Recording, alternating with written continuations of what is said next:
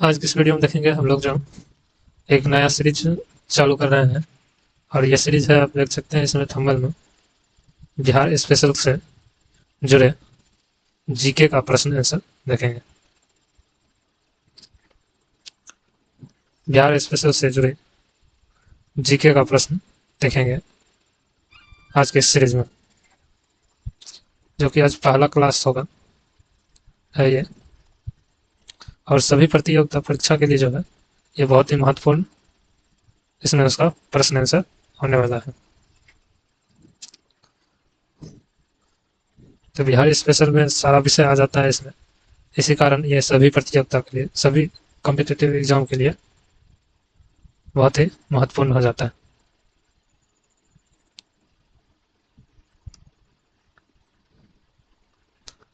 तो चलिए चलते हैं आज के इस वीडियो का पहला प्रश्न के ऊपर। कैसा प्रश्न है आप देख सकते हैं, प्रश्न का लेवल कैसा है।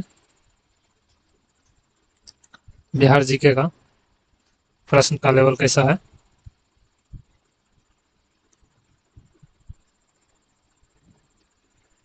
चलिए आज के पहला प्रश्न के ऊपर चलते हैं, जो कि बिहार स्पेशल के जीके का पहला प्रश्न के ऊपर। तो ये देखिए पहला प्रश्न आ गया है। पहला प्रश्न कहता है बिहार दिवस कब मनाया जाता है। ये बिल्कुल ही नॉर्मल प्रश्न है। ऑप्शन है देखिए 20 मार्च, 22 मार्च, 24 मार्च, 26 मार्च। इसका सही आंसर पता है तो बताइए। सही आंसर बताइए क्या हो जाएगा इसका। तो बिहार दिवस मालूम होना चाहिए। बिहार दिवस जो है 22 मार्च को मनाया जाता है। ऑप्शन नंबर बी हो जाएगा इसका राइट आंसर।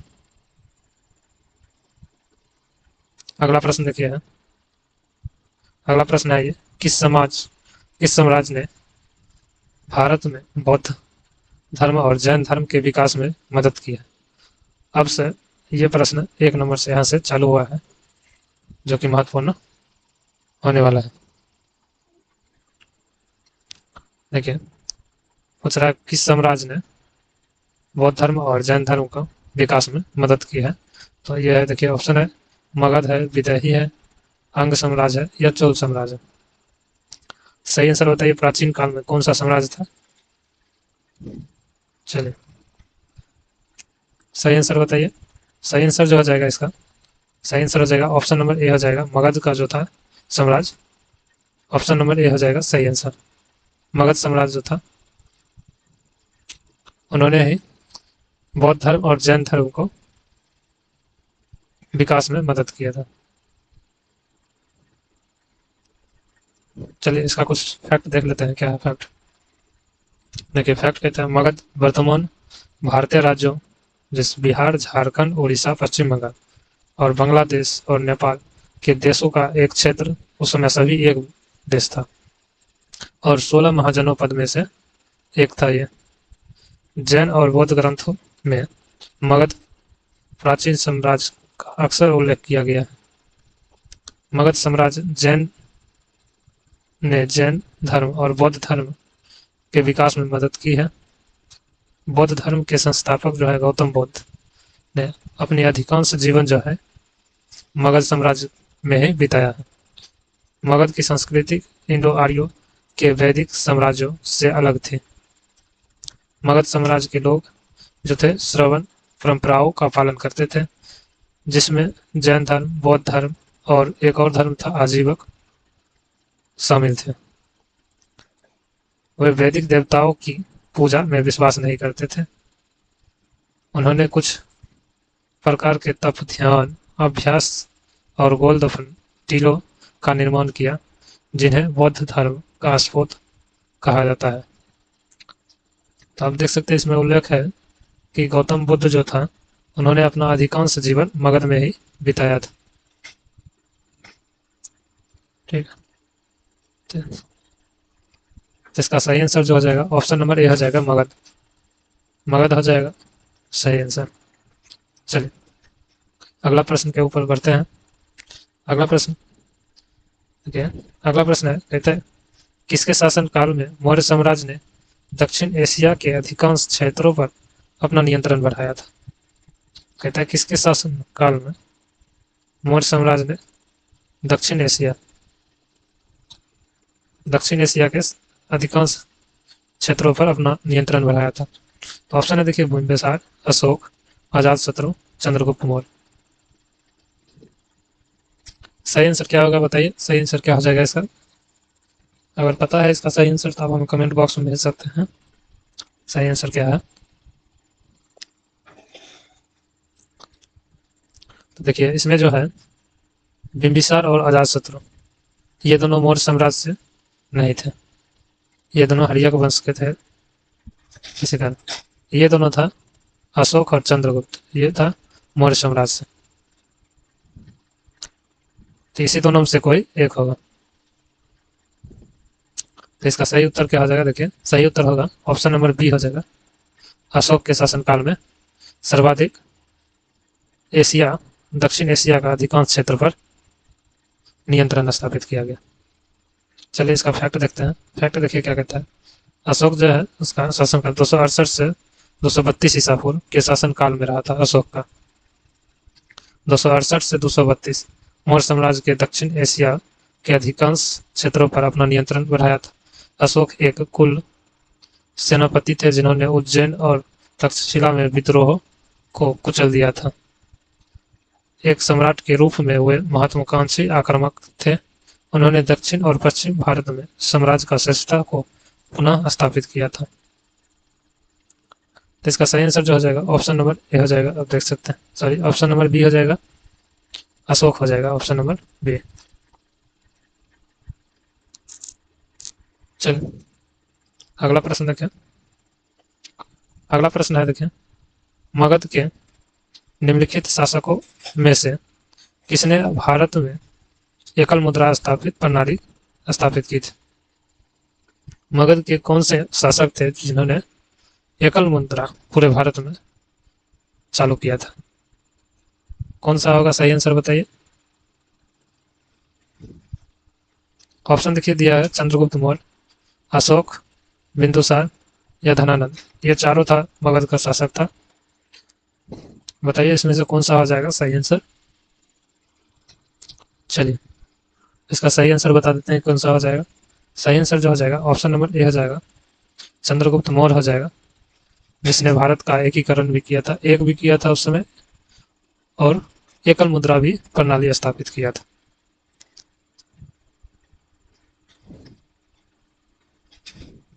चलिए इसका कुछ फैक्ट देखिए देख लेते हैं। भारत में एकल मुद्रा प्रणाली की स्थापना की थी चंद्रगुप्त मौर्य ने।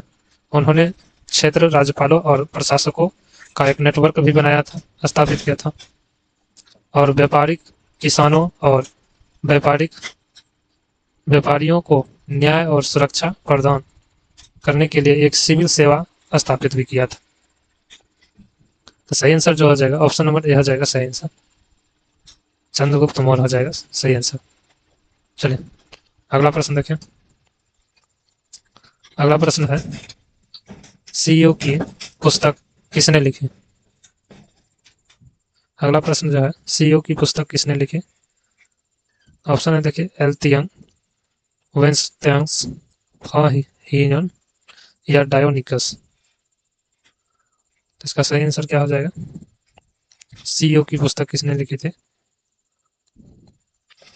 सही आंसर जो हो जाएगा ऑप्शन नंबर बी हो जाएगा, ऑप्शन नंबर बी हो जाएगा सही आंसर। चलिए इसका देखिए फैक्ट देखिए, चंद्रगुप्त मौर्य ने भारत में एकल मुद्रा प्रणाली की स्थापना की थी। देखिए इसका इसमें चेंज नहीं हुआ है, इसलिए ये गलत फैक्ट है। इससे तो पहले वाला क्वेश्चन का ये फैक्ट डिटेल है।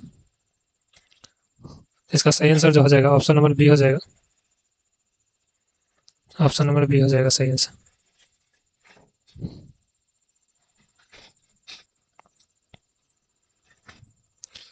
चलिए अगला प्रश्न देखें। अगला प्रश्न है, बिहार सरकार ने गरीबी कम करने के लिए कौन सी योजना शुरू की? ऑप्शन देखिए उज्ज्वला योजना, मनरेगा, वजीफा या जीविका। सही आंसर क्या हो गया? सही आंसर जो हो जाएगा ऑप्शन नंबर डी हो जाएगा सही आंसर। जीविका जो होगा ये चालू किया है गरीबी कम करने के लिए। चलिए देखिए इसका कुछ फैक्ट देख लेते हैं क्या है। बिहार सरकार द्वारा गरीबी कम करने के लिए जीविका योजना की शुरू की गई। इससे इसे बिहार राज्य ग्रामीण आजीविका मिशन के नाम से भी जाना जाता है। इसका उद्देश्य स्वयं सहायता समूहों एसएचजी के माध्यम से संस्थागत क्षमता का विकास करके ग्रामीण गरीबों की आय बढ़ाना, ताकि वे बैंकों और अन्य सार्वजनिक एजेंसियों से बेहतर सेवाएं प्रदान प्राप्त कर सकती है। तो इसका सही आंसर हो जाएगा ऑप्शन नंबर डी हो जाएगा सही आंसर। ऑप्शन नंबर डी हो जाएगा सही आंसर। चलिए अगला प्रश्न देखते हैं। अगला प्रश्न देखिए कहता है बिहार राज्य खादी ग्रामोद्योग की स्थापना किस वर्ष हुई थी। तो ऑप्शन देखिए 1960 में हुआ था, 1956, 1950 या 1975। सही आंसर क्या होगा बताइए अगर सही आंसर मालूम है तो। सही आंसर जो हो जाएगा इसका 1956 हो जाएगा। ऑप्शन नंबर बी हो जाएगा सही आंसर। देखिए बिहार राज्य खादी ग्रामोद्योग की स्थापना 1956 में हुई थी। इसका उद्देश्य था क्या, बिहार के ग्रामीण क्षेत्रों में रोजगार और आर्थिक उत्थान को बढ़ावा देना था। ग्रामीण जो क्षेत्र था उसमें आर्थिक उत्थान को बढ़ावा देना था रोजगार के माध्यम से। सही आंसर हो जाएगा 1956 में। चलिए अगला प्रश्न देखते हैं। अगला प्रश्न है बिहार के निम्नलिखित में से किस जिले में कहलगांव थर्मल पावर प्लांट स्थित है। ऑप्शन है देखिए सारण, गया, भागलपुर या पटना। सही आंसर क्या हो जाएगा इसका। सही आंसर जो हो जाएगा ऑप्शन नंबर सी हो जाएगा भागलपुर में। भागलपुर जिला में यह स्थित है कहलगांव थर्मल पावर प्लांट। चलिए देखिए यह थर्मल पावर जो है विद्युत संयंत्र एनटीपीसी के कोयला आधारित विद्युतीय संयंत्रों में से एक है थर्मल पावर प्लांट। इस संयंत्र के लिए कोयला ईस्टर्न कोयल फील्डर्स लिमिटेड के राजमहल कोयला क्षेत्र से प्राप्त किया जाता है। कोयला जो प्राप्त किया जाता है राजमहल की पहाड़ी है वहां से प्राप्त किया जाता है। इस विद्युत युक्त संयंत्र के लिए जल का स्रोत गंगा नदी है। इसका सही आंसर जो हो जाएगा ऑप्शन नंबर सी हो जाएगा सही आंसर। चलिए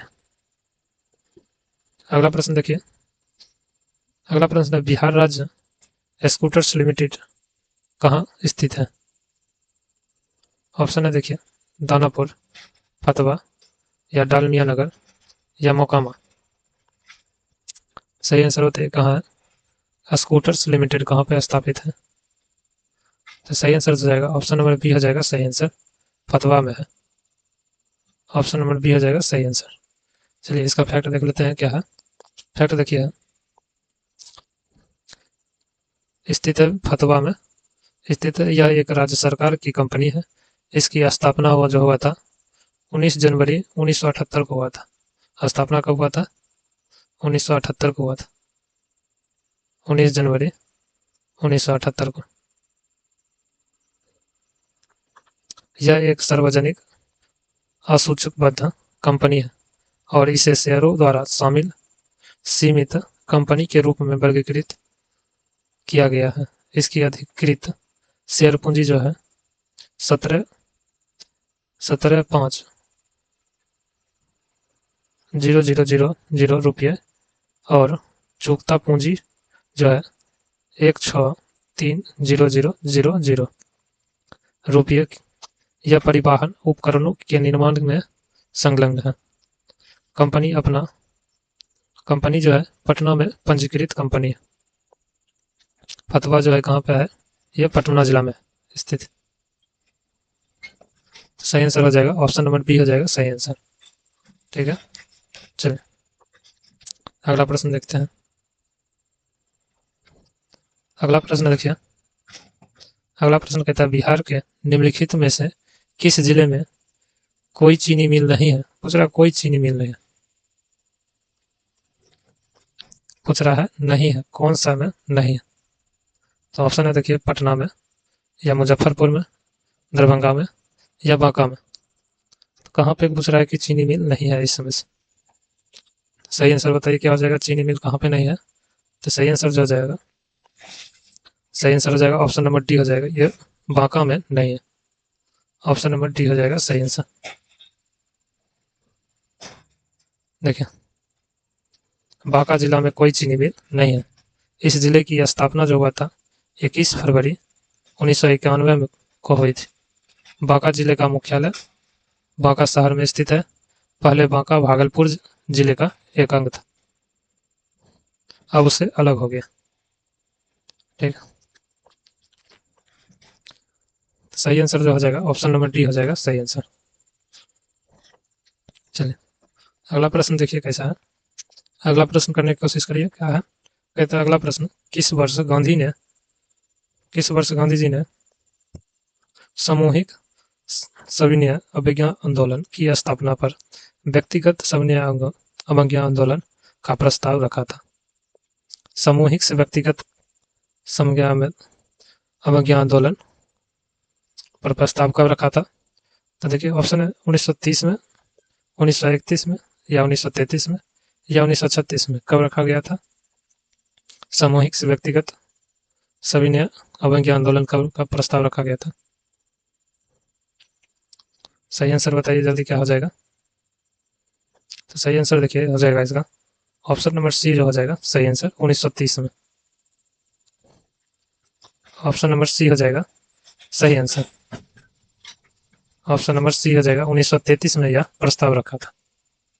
देखिए इसका फैक्ट क्या हो जाएगा, गांधी जी ने 1933 में सामूहिक से व्यक्तिगत सविनय अवज्ञा आंदोलन की प्रस्ताव रखा था। यह प्रस्ताव 12 जुलाई 1933 को रखा गया था।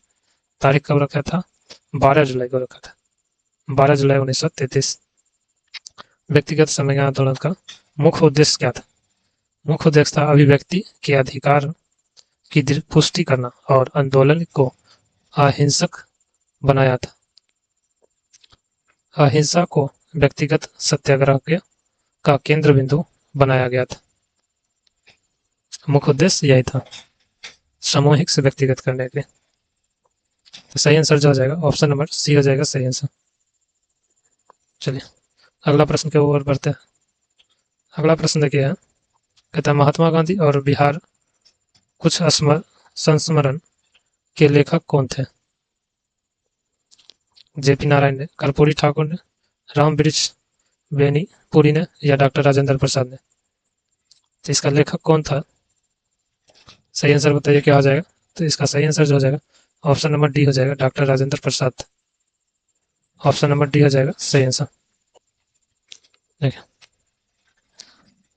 महात्मा गांधी और बिहार के कुछ संस्मरण नामक पुस्तक लिखी थी।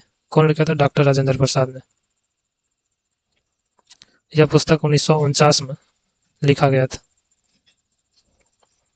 तो सही आंसर हो जाएगा, हमारा सही आंसर जो हो जाएगा ऑप्शन नंबर डी हो जाएगा सही आंसर। इस प्रश्न का सही आंसर हो जाएगा। चलिए अगला प्रश्न देखते हैं। अगला प्रश्न है धातु के सिक्कों का प्रयोग सर्वप्रथम किस काल में किया गया था। देखिए सल्तनत काल में, या मध्यपाषाण काल में, या बौद्ध काल, या 6ठी शताब्दी ईसा पूर्व में, या वैदिक काल में। धातु का सिक्का, कोई भी धातु हो उसका सिक्का का प्रचलन कब किया गया था। सही आंसर बताइए क्या हो जाएगा, कब किया गया था, सल्तनत काल, या मध्यकाल, या वैदिक काल, या बौद्ध काल। तो सही आंसर जो हो जाएगा इसका ऑप्शन नंबर सी हो जाएगा सही आंसर। बुद्ध काल 6ठी शताब्दी ईसा पूर्व में बुद्ध काल में किया गया था। ऑप्शन नंबर सी हो जाएगा सही है जवाब हमारा। चलिए देखिए धातु का सिक्का का प्रयोग सबसे पहले बौद्ध काल 6ठी शताब्दी ईसा पूर्व में हुआ था। बुद्ध धर्म का इतिहास 6ठी शताब्दी ईसा पूर्व से लेकर वर्तमान तक फैला हुआ है। बुद्ध धर्म प्राचीन भारत के पूर्वी भाग में प्राचीन मगध साम्राज्य, जो कि अभी बिहार में है, और उसके आसपास उत्पन्न हुआ था, और यह सिद्धार्थ गौतम की शिक्षाओं पर आधारित था। यह धर्म दक्षिण एशियाई उपमहाद्वीपीय के उत्तर पूर्वी क्षेत्र में से मध्य पूर्वी और दक्षिणी पूर्व एशिया, पूर्वी और दक्षिण पूर्व तक फैलते हुए विकसित हुआ था धर्म का। चलिए, तो सही आंसर जो हो जाएगा हमारा ऑप्शन नंबर सी हो जाएगा सही आंसर। ऑप्शन नंबर सी सही आंसर हो जाएगा। चलिए अगला प्रश्न देखते हैं। अगला प्रश्न है, घर छोड़ने के बाद बुद्ध सबसे पहले किस स्थान पर गए थे? पूछ रहा है सिद्धार्थ जो था, जो कि बाद में गौतम, सिद्धार्थ जो था बाद में जो बौद्ध बना, वो घर छोड़ने के बाद सबसे पहले कौन से स्थान पर गया? जीव कमरावन मठ में, या नालंदा विश्वविद्यालय में, या अलार कलाम आश्रम में, या सारनाथ में? तो सही आंसर जो बताइए कहाँ गया था? तो सही आंसर जो हो जाएगा ऑप्शन नंबर सी हो जाएगा सही आंसर। यह अलार कलाम आश्रम में गए थे सबसे पहले। ऑप्शन नंबर सी हो जाएगा सही आंसर। चलिए देखिए, गौतम बुद्ध ने अपने घर को छोड़ने के बाद सबसे पहले अलारकलम आश्रम का दौरा किया था। अलारकलम जो कि वैशाली में स्थित था उस समय। यह अलारकलम नामक एक गुरु का आश्रम था। अलारकलम जो है गुरु का नाम था। एक तपस्वी और प्राचीन ध्यान के गुरु थे उस समय। अलारकलम क्या थे? तपस्वी और प्राचीन ध्यान के गुरु थे। वे श्रवण दर्शन के गुरु थे। पाली धर्म ग्रंथों के अनुसार उन्हें गौतम बुद्ध का पहला गुरु माना जाता है। पाली धर्म के अनुसार पहला गुरु माना गया। चलिए, तो हमारा सही आंसर जो हो जाएगा ऑप्शन नंबर सी हो जाएगा सही आंसर। चलिए अगला प्रश्न देखिए। अगला प्रश्न है, पटना सचिवालय की स्थापना किस वर्ष हुई? 1917 में, या 1925 में, या 1920, या 1930 में? सचिवालय की स्थापना कब हुआ है पटना का? सही आंसर बताइए। हो गया 1917 में हुआ था। ऑप्शन नंबर ए हो जाएगा सही आंसर। चल देखिए, 1917 में इसका निर्माण जो है अंग्रेजों द्वारा करवाया गया था। इसकी स्थापत्य शैली इंडो सैनिक है। यह 716 फीट लंबा और 364 फीट चौड़ा में स्थित था।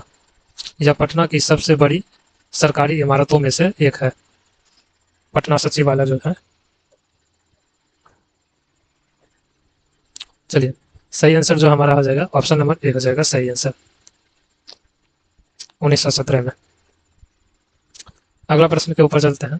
देखिए, अगला प्रश्न है, निम्नलिखित में से किस शहर में बर्मिलियन उद्योग स्थित है? तो देखिए ऑप्शन है, देखिए पटना, लखीसराय, सिवान, या गया। सही आंसर पता है तो बता सकते हैं कमेंट बॉक्स, नहीं है तो भी आप अंदाजा लगा के बताइए हमें कि कौन सा जिला में बर्मिलियन उद्योग स्थित है। तो इसका सही आंसर जो हो जाएगा ऑप्शन नंबर बी हो जाएगा सही आंसर। ऑप्शन नंबर बी हो जाएगा, लखीसराय में यह स्थित है। चलिए, इसका फैक्ट देख लेते हैं क्या है। फैक्ट है, देखिए सिंदूर उद्योग लखीसराय में स्थित। लखीसराय शहर लखीसराय जिले का प्रशासनिक मुख्यालय जो मुंगेर प्रमंडल का एक हिस्सा है। लखीसराय अपने सिंदूर उत्पादन के लिए प्रसिद्ध है। लखीसराय में क्या है? सिंदूर उत्पादक के लिए प्रसिद्ध। सही आंसर जो हो जाएगा ऑप्शन नंबर बी हो जाएगा सही आंसर। चलो अगला प्रश्न देखिए, बिहार के किस जिलों में केसरिया स्थित है, जहां खोदाई के दौरान बुद्ध का स्तंभ मिला था? केसरिया स्थित है किस जिला में, जहां खोदाई के दौरान बुद्ध का स्तंभ मिला? देखिए ऑप्शन है कि गया में, या पश्चिमी चंपारण या सारण या पूर्वी चंपारण, कहाँ पे मिला था? तो इसका सही आंसर जो हो जाएगा, जवाब बताइए इसका। हाँ, सही आंसर हो जाएगा ऑप्शन नंबर डी हो जाएगा, पूर्वी चंपारण में हो जाएगा। ऑप्शन नंबर डी हो जाएगा। चलिए देखिए, केसरिया बिहार के पूर्वी चंपारण में स्थित भारत का सबसे बड़ा केसरिया स्फोट यहाँ 1998 में भारतीय पुरातत्व सर्वेक्षण द्वारा खोजा गया था। इसका निर्माण अशोक के शासनकाल में हुआ था। तो सही आंसर जो हमारा आ जाएगा पूर्वी चंपारण हो जाएगा सही आंसर। चलिए अगला प्रश्न की ओर बढ़ते हैं। अगला प्रश्न है, देखिए, बिहार राज्य की भू आकृति का सामान्य आकार क्या है? वर्गाकार है या आयताकार है, अंडाकार है या त्रिकोणीय है? तो बिहार राज्य की भू आकृति का सामान्य आकार क्या है? तो राज्य का क्या है, कैसा, देखिए आप मैप देख सकते हैं, आपको मैप आना चाहिए बनाने के लिए, अनुमानता लगभग में लगभग ऐसा मैप दिखता है। तो ऐसा जो है इसका सही आंसर हो जाएगा आयताकार हो जाएगा। ऑप्शन नंबर बी हो जाएगा सही आंसर। आयताकार जो है यह हो जाएगा। ठीक है, सही आंसर हो जाएगा ऑप्शन नंबर बी हो जाएगा। चलिए देखिए, इसका फैक्ट देख लेते हैं। भू आकृति मुख्यतः आयताकार है। गया, राजगीर और खड़गपुर जैसी पहाड़ियां स्थित के कारण दक्षिणी मैदान संकरा और अधिक त्रिभुजाकार है, जो इसे विस्तृत उत्तरी मैदान से अलग करता है। तो सही आंसर जो हमारा हो जाएगा ऑप्शन नंबर बी हो जाएगा सही आंसर। सही आंसर हो जाएगा ऑप्शन नंबर बी। ठीक है, चलिए अगला प्रश्न की ओर बढ़ते हैं। आप देख सकते हैं प्रश्न का लेवल कैसा है। ठीक है, जहां कभी कोई प्रश्न थोड़ा सा हार्ड भी है, कोई प्रश्न आसान भी है। चलिए अगला प्रश्न देखिए, बिहार के कितने जिले नेपाल के साथ अपनी सीमा साझा करते हैं? ऑप्शन है देखिए 11, 2 या 5 या 7। तो सही आंसर क्या हो जाएगा बताइए हमारा सही आंसर। सही आंसर जो हो जाएगा ऑप्शन नंबर ए, कितना जिला नेपाल के साथ साझा करता है? तो यह हो जाएगा ऑप्शन नंबर डी हो जाएगा सही आंसर, 7 जिला। ऑप्शन नंबर डी हो जाएगा 7 जिला करता है। तो 7 जिला जो है कौन कौन है, देखिए जो सीमा लगाती है। सबसे ऊपर देखिए पश्चिमी चंपारण, पूर्वी चंपारण, ये 2 जिला हो गए। सीतामढ़ी, सुपौल, मधुबनी, अररिया, किशनगढ़, ये 7 जिला जो है यह सीमा लगाती है नेपाल से। ठीक है, तो हमारा सही आंसर जो हो जाएगा ऑप्शन नंबर डी हो जाएगा सही आंसर। चलिए अगला प्रश्न की ओर बढ़ते हैं। ये तो बिल्कुल ही आसान प्रश्न था। चलिए, तो ऐसा ही प्रश्न दिया गया ताकि कोई आसान है, कोई थोड़ा सा हार्ड भी है, दोनों तरह की लेवल का प्रश्न इसमें शामिल है। बिहार में पाई जाने वाली जलोढ़ मिट्टी निम्नलिखित में से कौन सा खनिज प्रमुख है? कहता है जलोढ़ मिट्टी जो है, देखिए पोटास के लिए, नाइट्रोजन के लिए, ह्यूमस के लिए या फास्फोरस के लिए। जलोढ़ मिट्टी जो है किसके लिए है? सही आंसर अगर पता है तो बता सकते हैं, इसमें कोई दिक्कत नहीं है। सही आंसर कमेंट बॉक्स में भेज सकते हैं आप। सही आंसर जो हो जाएगा, सही आंसर हो जाएगा ऑप्शन नंबर ए हो जाएगा सही आंसर। पोटास के लिए प्रमुख है। जलोढ़ मिट्टी में पोटास अधिक होता है। चलिए देखिए, जलोढ़ मिट्टी एक ढीली चिकनी मिट्टी, गाद, रेत मिट्टी या बाजरी है जो बहते पानी द्वारा जमा होती है, और जलोढ़ मिट्टी पोटास से भरपूर होती है, लेकिन नाइट्रोजन, ह्यूमस और फास्फोरस की उसमें कमी होती है। ये तीनों का उसमें कमी होता है जलोढ़ मिट्टी में। ठीक है, बिहार में पाए जाने वाले जलोढ़ मिट्टी पोटास प्रमुख है। पोटास में विभिन्न खनन और निर्मित लवण शामिल होते हैं, जिसमें पानी में घुलनशील रूप में पोटासियम पोटाश पौधों की वृद्धि में सहायक होता है, फसल की उपज और रोग प्रतिरोधक क्षमता बढ़ाता है और जल संरक्षण को बढ़ावा देता है। तो हमारा सही आंसर जो हो जाएगा ऑप्शन नंबर ए हो जाएगा सही आंसर, पोटाश हो जाएगा। चलिए अगला प्रश्न की ओर बढ़ते हैं। अगला प्रश्न देखिए है, बिहार में कौन सी नदी अपना मार्ग बार बार बदलती है? ऑप्शन है देखिए, गंडक, महानंदा, फल्गु या कोसी। ये बात तो आपको कौन सी नदी अपना मार्ग बदलती है तो ये सभी को पता होगा, नहीं पता है तो ये सामान्य सा क्वेश्चन है, सामान्य सा ये प्रश्न है कि कौन सा नदी है जो अपना मार्ग बार बार बदलता है और जिसके कारण अपना यहाँ पे बिहार में बाढ़ कहा जाता है, इसे बिहार का शोक भी कहा जाता है इस नदी को।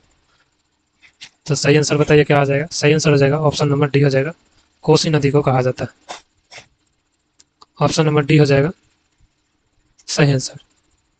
देखिए कोसी नदी बिहार में बहुत बार अपना अलग मार्ग बदल देती है, इसे बिहार का शोक कहा जाता है। ठीक है, यह भारी मात्रा में पानी और तलछट लेकर आती है और जब जब यह मैदानी इलाकों में प्रवेश करती है तो यह बहुत बार और नियमित रूप से अपना मार्ग बदल लेती है। दिशा और मार्ग में लगातार बदलाव के कारण बहुत कम समय में भारी मात्रा में तलछट जमा हो जाती है, जिससे पानी का अति प्रवाह होता है और बिहार में खासकर मानसून के मौसम में विनाशकारी बाढ़ का सामना करना पड़ता है इस नदी से। यह कोसी नदी के कारण ही बिहार में बाढ़ का खतरा होता है हर बार, और अभी ऐसा मौसम भी है बाढ़ का। ठीक है, तो सही आंसर जो हो जाएगा हमारा, सही आंसर हो जाएगा कोसी नदी हो जाएगा। ठीक है, कोसी नदी के कारण ही बाढ़ आता है। तो आप देख सकते हैं कैसा इसमें बिहार स्पेशल जो हम सीरीज इसमें आज चला रहे हैं, आज से जो चालू हो रहा है, कैसा कैसा प्रश्न है आप देख सकते हैं, प्रश्न का लेवल देख सकते हैं, सभी विषय से प्रश्न इसमें रहेंगे। ठीक, अगला देखिए, इस वीडियो में 20 प्रश्न ही रखा गया है ताकि ज़्यादा लंबा वीडियो ना हो और बोरिंग ना हो, थोड़ा थोड़ा ही प्रश्न को अलग अलग वीडियो में लाएंगे। ठीक है, ये प्रश्न मुंडेश्वरी मंदिर किस जिले में स्थित है, ये आपके लिए प्रश्न है। ठीक, ऑप्शन में बक्सर, रोहतास, भोजपुर, कैमूर दिया गया है। कमेंट